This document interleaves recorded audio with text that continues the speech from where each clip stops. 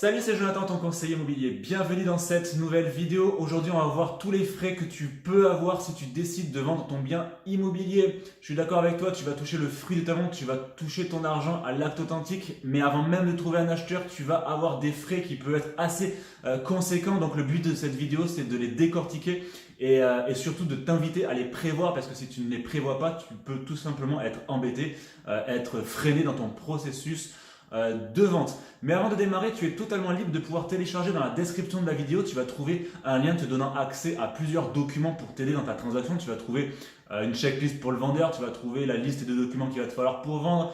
Pour les acheteurs, tu vas trouver une liste, un document très complet qui va te dire en fait tous les points qu'il va falloir vérifier dans la maison, entre guillemets, pour pas te faire avoir. Donc vraiment pour bien prévoir ton achat dans sa globalité. Tout ça, c'est cadeau, c'est gratuit, c'est pour t'aider.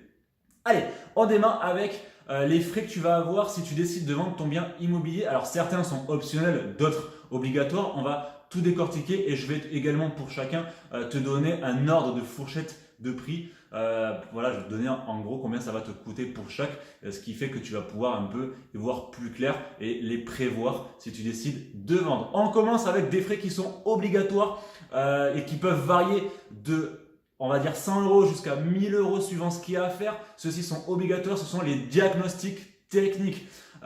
Pourquoi il y a une fourchette aussi large? Parce que tu peux aller de 2-3 diagnostics jusqu'à 10 diagnostics suivant l'année de la maison. En gros, il faut que tu partes du principe que plus ta maison est ancienne, plus il va y avoir de diagnostics à fournir à ton acquéreur. Donc là, tout simplement, le diagnostiqueur viendra faire des diagnostics et la facture peut aller de 100-150 € jusqu'à 1000 €, quoi. Donc ça va être tout ce qui va être plomb, amiante, thermite, état des risques, DPE. J'insiste sur le DPE qui lui est obligatoire pour commercialiser ton bien, même si tu vends de particulier à particulier. Donc voilà, tout ça il faut le prévoir parce que si ta maison est ancienne et que tu as un pour 800-1000 €, il faut quand même pouvoir les sortir. Les deuxièmes frais que tu vas avoir qui eux sont optionnels, ça va être les frais d'agence. En effet, si tu décides de confier ton bien à une agence immobilière, alors les honoraires sont libres, ça peut varier de 2% à 10%. La seule obligation qu'a l'agence, c'est de respecter le barème qu'elle a déposé à la préfecture. Donc là, voilà, ça peut varier. Donc je suis d'accord avec toi, c'est l'acheteur qui paye les frais d'agence. Néanmoins, si tu regardes le mandat que tu vas signer, la plupart du temps, sur le mandat, il y a marqué charge vendeur. J'ai déjà fait une vidéo également sur le sujet de savoir qui paye réellement les honoraires. Donc la plupart du temps, c'est charge vendeur. Donc les honoraires sont compris dans le prix de l'immobilier. Donc juridiquement, je suis désolé, c'est toi qui payes parce que tu vas avoir ton aide vendeur plus les frais d'agence. Donc du coup, vu que les honoraires sont compris dans le prix de l'immobilier, ils sont totalement invisibles aux yeux de l'acheteur. Donc juridiquement, c'est à la charge du vendeur, c'est toi qui paye. Donc c'est facultatif parce que évidemment tu es totalement libre de pouvoir vendre ton bien de particulier à particulier avec tous les risques que ça comporte. Voilà, donc au choix, soit tu vends de particulier à particulier. Si tu décides de vendre avec une agence ou un indépendant, effectivement il y aura des frais d'agence puisque le professionnel ne travaille pas gratuitement. On est bien d'accord. Donc frais facultatifs. Troisième frais que tu vas avoir, c'est lié au financement. Eux par contre sont obligatoires. Pourquoi? Parce que généralement, ce qui va se passer, c'est que quand tu vas rembourser ton crédit, la plupart du temps, quand tu rembourses, quand tu vends, tu n'as pas fini de payer ton crédit.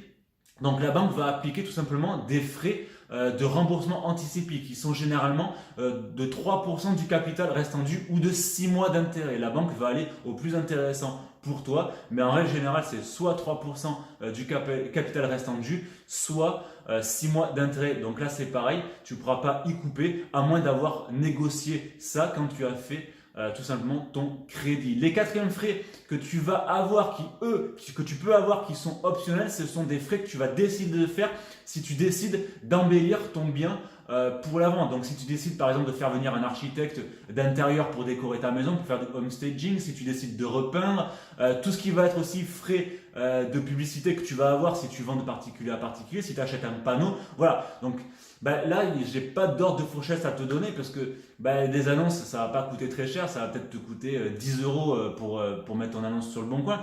Par contre, un architecte d'intérieur, ça peut monter assez haut. Donc ça, effectivement, il faut le prévoir. C'est optionnel, mais ça peut t'aider grandement à embellir ton bien pour la vente. Les cinquièmes frais que tu vas avoir qui, eux, sont obligatoires si tu es en copropriété, Pardon, là ça va dépendre des copropriétés, ben, ça va être des frais de mutation. Effectivement, certaines copropriétés appliquent ce qu'on appelle des frais de mutation. Donc là, ça peut varier, c'est pareil, de 100, 150 euros à 700, 800, 1000 euros. Ça, je t'invite pour vraiment te renseigner, de regarder dans le cahier des charges de la copropriété, dans le règlement de copropriété, ou de te renseigner auprès de ton syndic pour savoir si effectivement la copropriété dans laquelle tu habites applique des frais de mutation si tu vends le lot dans lequel tu habites de la copropriété. Et enfin, les sixièmes frais que tu risques d'avoir si tu vends un bien secondaire ou un locatif, c'est tout simplement de la fiscalité, c'est-à-dire une taxe sur la plus-value. Là aussi, j'ai fait une vidéo entière sur comment essayer d'éviter la taxe sur la plus-value, mais il n'y en a pas beaucoup, il n'y a pas de baguette magique, je ne vais pas te mentir. Donc là, je te fais un bref résumé.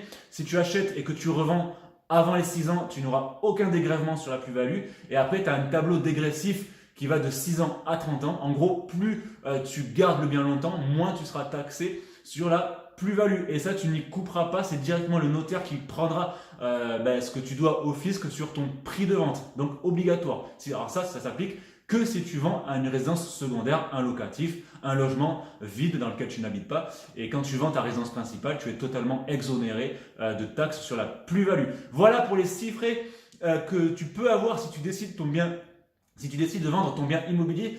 Si tu en vois d'autres, n'hésite pas à le marquer dans la description de la vidéo. Comme j'ai l'habitude de le dire, j'ai pas la science infuse. Mais en tout cas, c'est les 6 frais les plus, on va dire, les plus communs, les plus importants que tu risques d'avoir. Si tu as aimé cette vidéo, n'hésite pas à la liker et à la partager. N'hésite pas également à t'abonner à la chaîne. Tu trouveras une multitude de conseils totalement gratuits liés à la transaction immobilière pour t'aider. Je te dis à très bientôt. Ciao, ciao.